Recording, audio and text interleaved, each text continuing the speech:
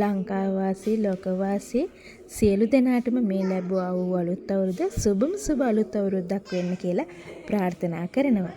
ඉතින් අලුත් අවුරුද්ද දවසේ අපි චාරිත්‍ර වාරිත්‍ර කොහොමද කරේ කියලා තමයි මම මේ ලොග් එකෙන් අරගෙන ආවේ. මට වීඩියෝ එක එඩිට් කරගන්න කාලය මදි වුණා. ඉතින් මේ දවස් ටිකේ ගොඩාක් බිසි වෙලා හිටපු නිසා ඒ හින්දා තමයි මට වීඩියෝ එක දාන්න පරක්කු වුණේ. ඉතින් මුලින්ම තිබ්බ ලිපගෙන මෙලියීමේ චාරිත්‍රානේ. ඉතින් ඔන්න ඒකට තමයි අපි ලෑස්ති වෙන්නේ.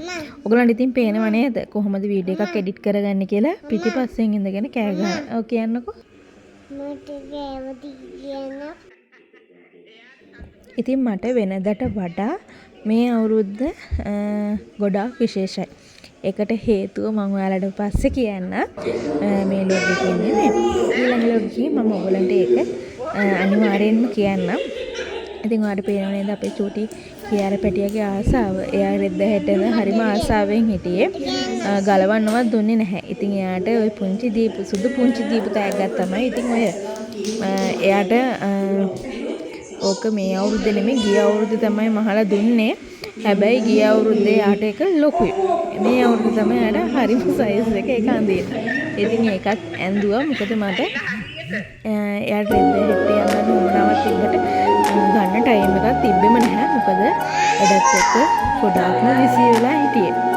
ඉතින් අපි කී උතුරන්න ටයිම් එක ගන්න තමයි ටීවී එක දාලා බලන් ඉන්නේ.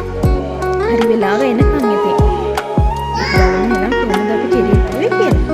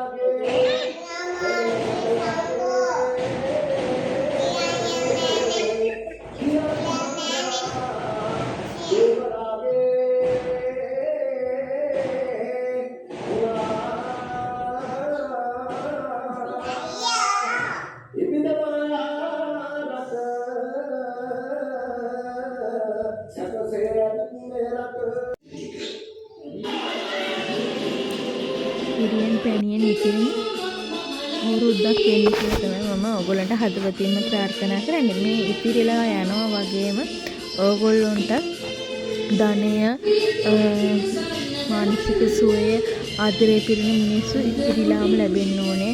වැඩියෙන්ම ලැබෙන්න ඕනේ කියලා මම හදවතින්ම ප්‍රාර්ථනා කරනවා.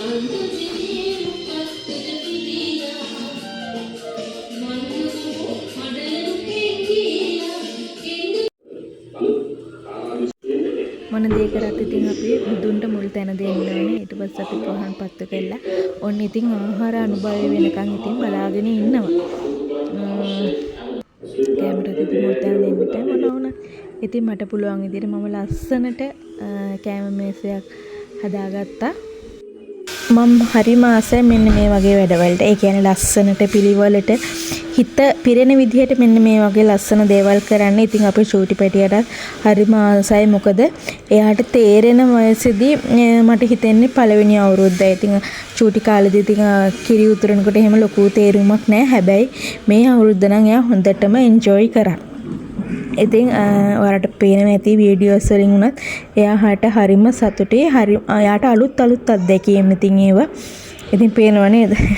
කිරි ටික පොවනකොටත් එයා බලාගෙන ඉන්නවා. ඊළඟට මට නේද පොවන්නේ කියලා බලාගෙන ඉන්නවා. ඉතින් පවුලේ ඇත් එක්ක එකමුතුව සතුටෙන් ඉන්න පුළුවන් දවස් තමයි මේ පේනවනේ. මම කරන දේ වුණත් කරනවා. ඉතින් ළමයි අම්මලව අනුකරණය කරනවා කියන්නේ ඉතින් ඕක තමයි. ඉතින් අවුරුද්දට එකපාරයිනේ මේ වගේ ඉතින් අවුරුද්දක් එන්නේ. ඉතින් අපි ඒ හින්දා ඒ දේවල් චාරිත්‍ර හරියට කරන්න ඕනේ. මොකද අපිට නම් ඉස්සර ලස්සනම ළමා කාලයක් තිබ්බ. ඒ වගේ අපි ලස්සනටම අවුරුදු සැමරුවා. අපේ ළමයිටත් ඉතින් ඒ සතුට ලබා දෙන්න ඕනි කියලා මට හිතෙනවා. ඉතින් අපි ගම්වල නම් ඇත්තටම මීට වඩා ලස්සනට අවුරුදු සැමරුවා කැට ගහන අවුරුද්දක් එනවා කියලා කියන්නේ. ඉතින් අපිට ඊට වැඩිය දෙයක් නැහැ. සෙල්ලම් කරනවා අලුත් උදේම නැගිටින්නේ අලුත් ඇඳුම් අඳින්න බලාගෙන. ඉතින් ඇත්තට මේ කාලේ නම් හරිම සුන්දරයි. ඉතින් මටත් වරුණා මගේ පැටියට ඒ සතුට ලබා දෙන්න. ඉතින් එයාත් ඒ සතුට හොඳටම අත්විඳ කියලා මට හිතෙනවා. ඉතින් දවල්ටත් අපි උයලා කාලා ඔන්න ඉතින් එයාට සතුට වෙන්න අපි නිලාගෙන අල්ලපත්තු කරලා අවුරුද්ද හොඳටම සැමරුවා. ඉතින් ඔයාලගේ අවුරුදුත් කොහොමද කියලා අනිවාර්යෙන්ම යටින් කමෙන්ට් එකක් දාන්න. එහෙනම් ඉතින් පරිස්සමෙන් ඉන්න. මගේ මේ වීඩියෝ එක බලුවට ඔයගොල්ලෝ ගොඩාක් ස්තුතියි. එහෙනම් ආදරේ ඔයාලා මතක ඇතුවේදී මගේ YouTube channel එක subscribe කරන්න අමතක කරන්න එපා. like එකක් දාලා මේ වීඩියෝ එකට කැමති නම් මේ වීඩියෝ එක share කරන්න අමතක කරන්න එපා.